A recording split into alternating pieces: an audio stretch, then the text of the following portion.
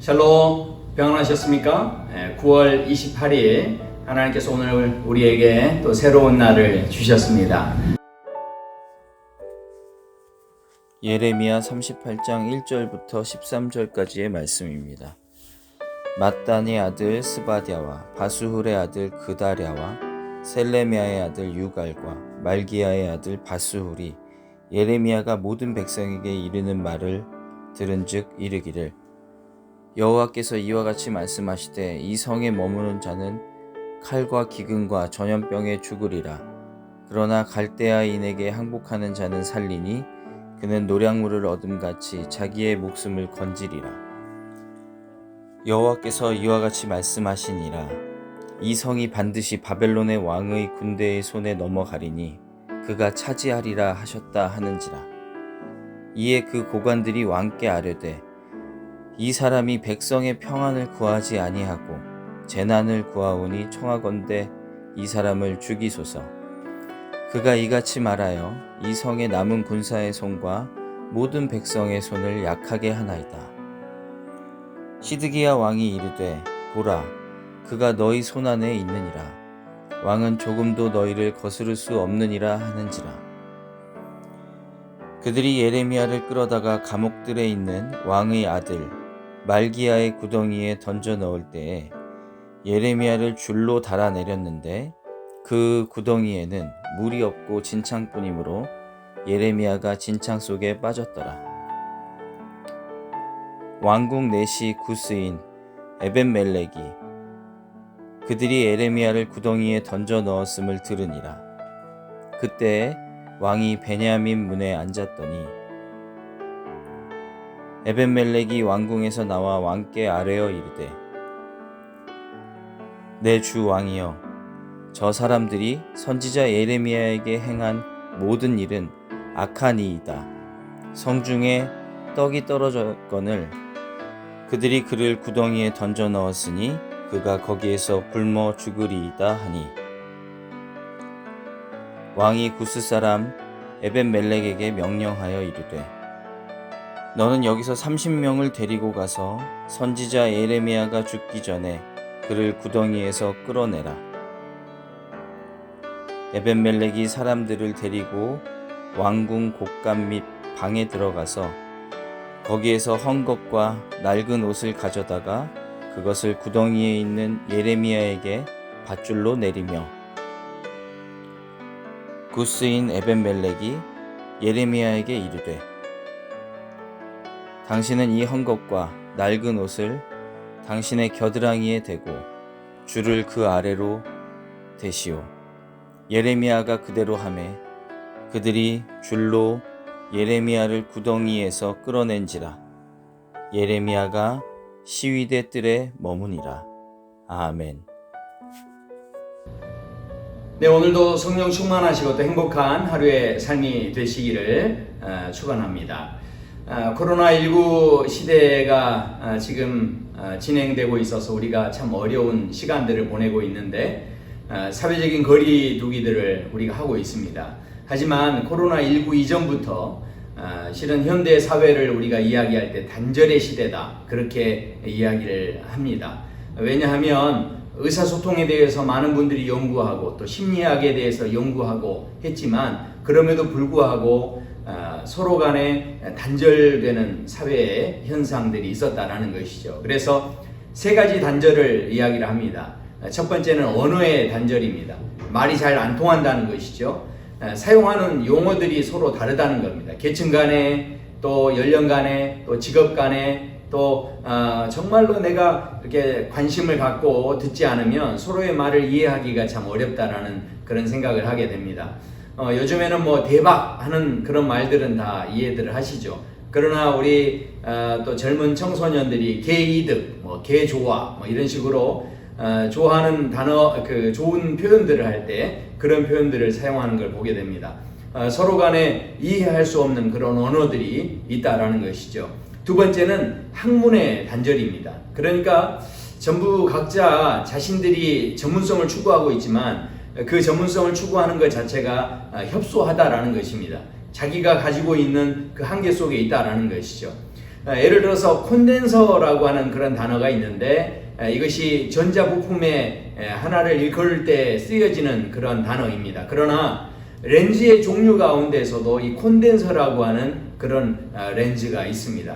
또 화학 분야에서는 뭔가를 이렇게 걸러내는 기계를 콘덴서다 그렇게 이야기를 합니다. 같은 단어이지만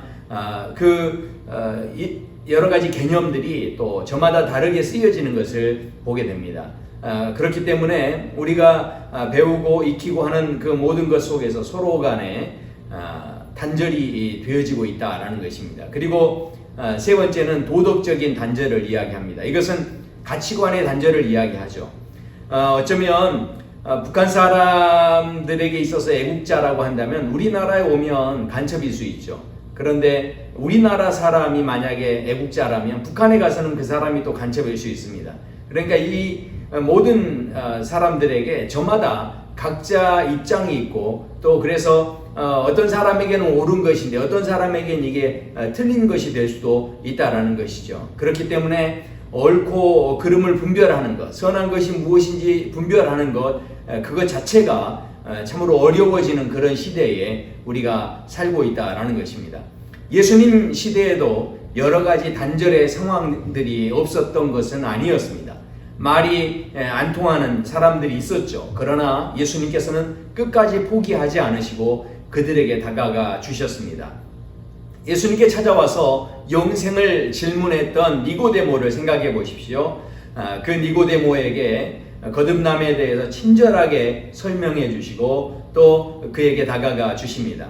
사마리아 여인이 얼마나 상처투성이었는지 자기 방어 기제가 있었고 또 예수님을 계속 밀어냈지만 그러나 영원히 목마르지 않는 기쁨을 경험하게 해주시는 자리까지 포기하지 않으셨다라는 것입니다. 오늘 우리가 읽었던 본문의 말씀에 보면 에레미야는 하나님께서 주시는 말씀들을 백성들에게 전합니다. 그런데 백성들이 듣지 않을 것을 알면서도 주저하지 않고 하나님의 말씀을 계속 전했다라는 것입니다. 포기하지 않았다라는 것이죠. 그러나 분명히 반응은 두 가지, 받아들이는 사람과 그렇지 않은 사람들로 나타났습니다. 첫 번째, 말씀을 거절했던 사람들이 있었는데 그 사람들은 바로 그 당시에 힘이 있었던 고관들이었습니다. 에레미야의 예언을 그들은 듣고 있었습니다. 분명한 것은 심판 중에 분명하게 하나님께서 살 길을 열어주셨고 소망이 있는 말씀을 해주셨습니다.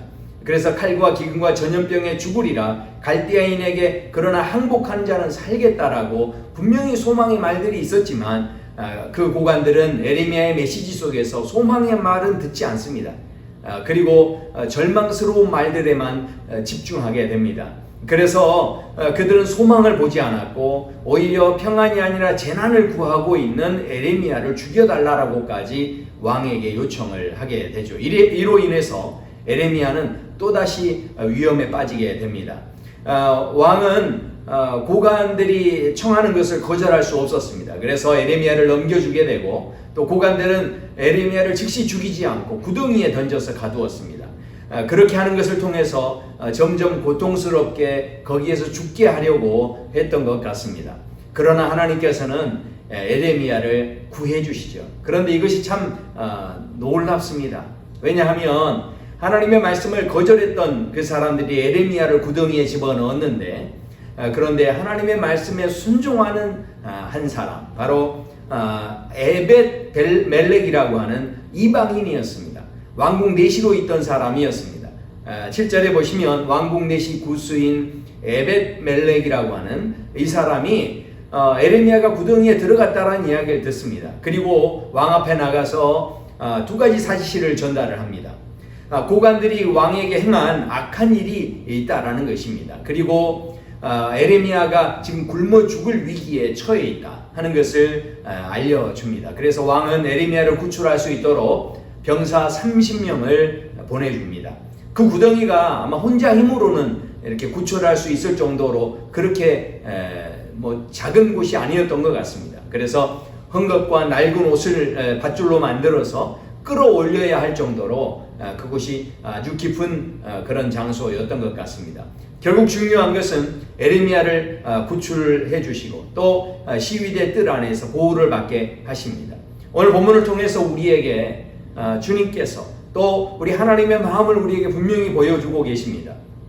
어떤 상황에서도 우리 하나님은 우리를 건져내시기까지 포기하지 않고 다가오시는 하나님이심을 우리에게 말씀하십니다. 생각해 보십시오. 예수님께서 그 제자들과 공생의 기간을 보냈습니다. 그들과 함께 했지만 그러나 그 제자들을 볼 때에 실망스러운 부분이 한두 가지가 아니었죠. 베드로는 주님이 그 빌라도 법정에서 신문을 받으실 때 주님을 3번이나 부인하는 그런 사람이었습니다.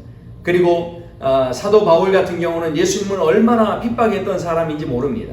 주변에 많은 사람들, 믿는 자들을 핍박했던 그런 사람입니다. 심지어 나중에 그것이 너무 괴로워서 고백하기를 오호라 나는 공고한 사람이다. 이 사망의 자리에서 누가 나를 건져내겠느냐? 이런 고백을 할 정도로 그렇게 예수님을 핍박했던 그런 과거의 포학자요 행악자였던 그런 모습이 바울에게 있었습니다.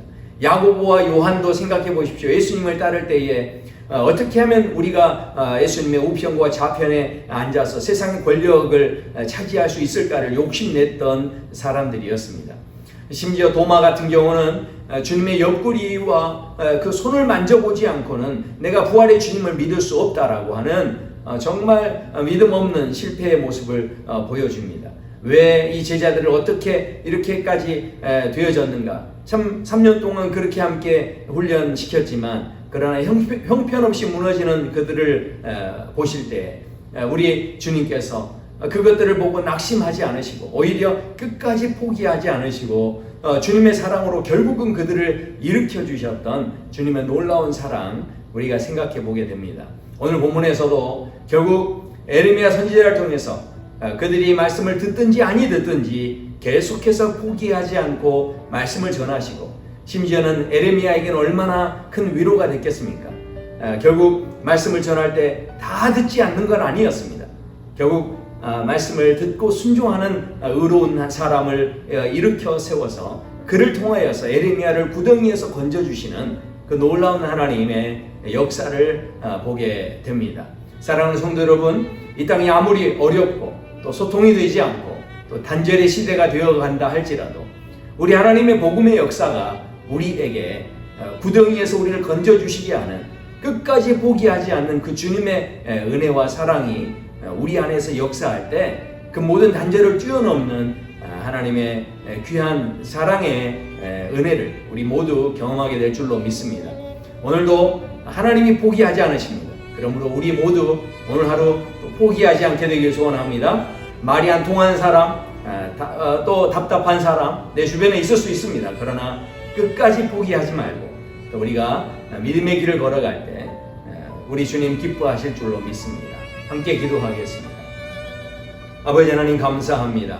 하나님께서 오늘 우리에게 말씀하여 주시고 우리 하나님께서 어떤 마음을 갖고 계시는지 주님 하나님의 말씀이 선포될 때 그 말씀을 듣는 사람도 있고 듣지 않는 사람도 분명히 있었습니다. 그러나 끝까지 우리 주님은 포기하지 않으시고 주님의 말씀이 전하여지게 하시고 또 그 말씀이 선포되게 하시고 또 아버지 하나님 주님께서 놀라운 은혜 가운데서 그 말씀이 들려지지 않는 그 시대 속에서도 말씀을 듣고 있는 의로운 사람을 찾아내셔서 그를 통하여서 에레미야를 구덩이에서 건져내게 하시는 우리 하나님의 그 눈이 우리 하나님께서 어떤 상황 속에서도 의로운 사람 또 말씀에 순종하는 사람을 찾아내고 계신다라고 하는 그 귀한 은혜를 오늘 우리가 다시 한번 주목해 봅니다.